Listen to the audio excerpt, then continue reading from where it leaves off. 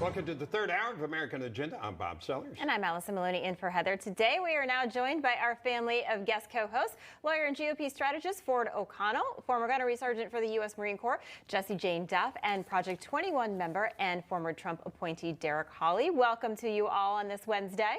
All right, former President Trump making a big announcement today at his National Golf Club in Bedminster, New Jersey today. A lawsuit against big tech companies like Facebook, Twitter, and Google, and the CEOs behind them, Mark Zuckerberg, Jack Dorsey, and Sundar Pichai. Listen to this.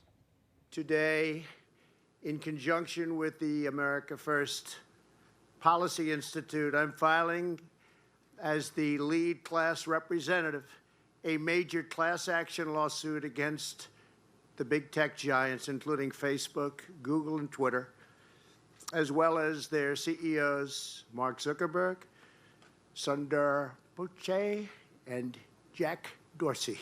Three real nice guys. All right, this comes as part of his effort to stop shadow banning, canceling, blacklisting users after the platforms banned him on social media, raising questions about First Amendment rights.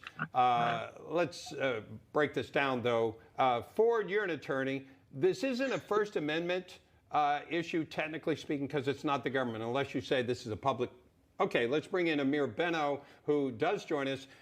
Amir, this is not technically First Amendment, but there is something about the public square and the control these firms have over that public square, correct? Well, yes and no, Bob. Okay. For instance, there was a case when Trump was banning people or blocking them on Twitter.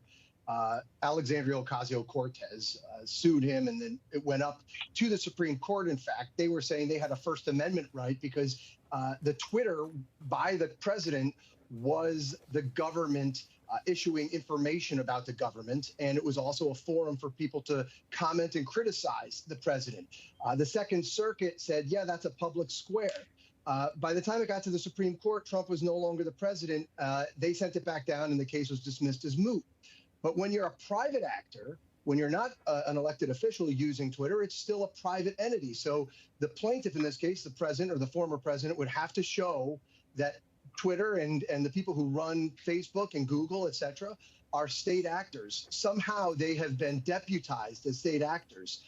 I don't think from his press briefing today that he has laid out a compelling case for that. What's the weakness?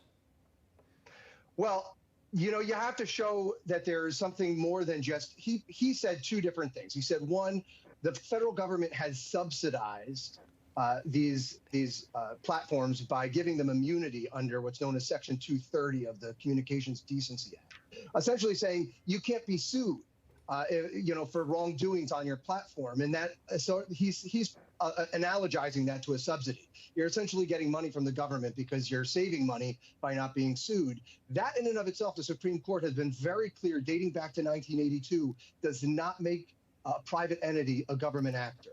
So that's a problem. The other aspect, he said, is that, well, what about Fauci and Zuckerberg and their emails? That might show some collusion between the two. And on that, he's correct.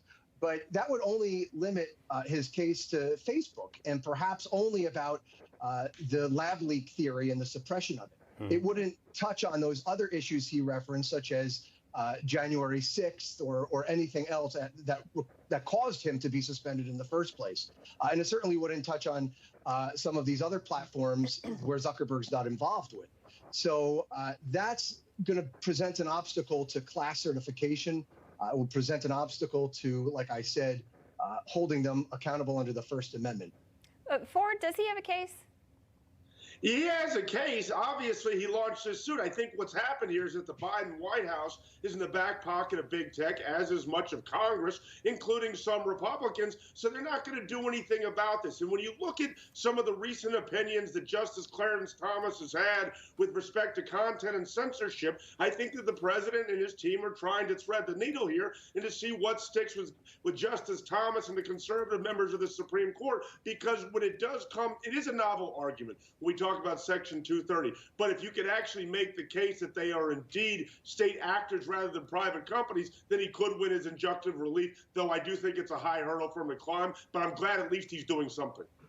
Derrick, what do you think about this one?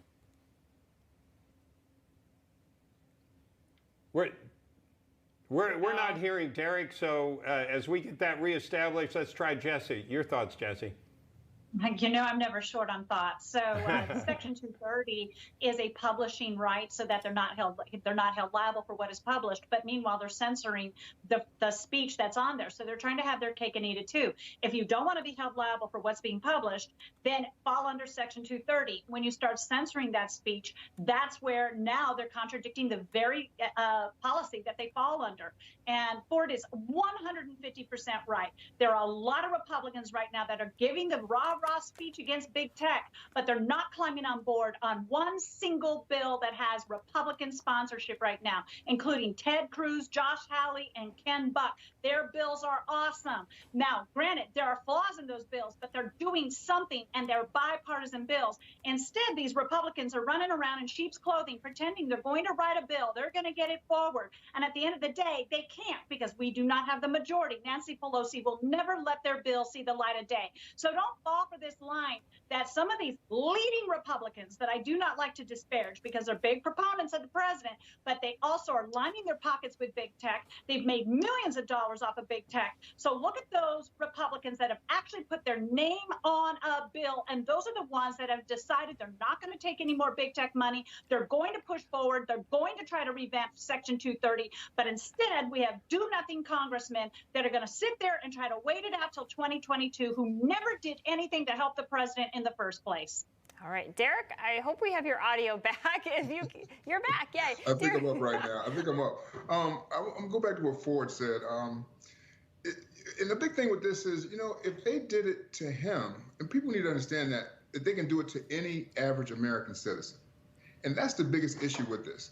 The other thing is, yeah, I understand that we're trying to thread the needle in terms of the legality of it, but at the end of the day, this individual, we have four presidents still living right now, and one of them has been banned from social media. This is America. That should not be happening here.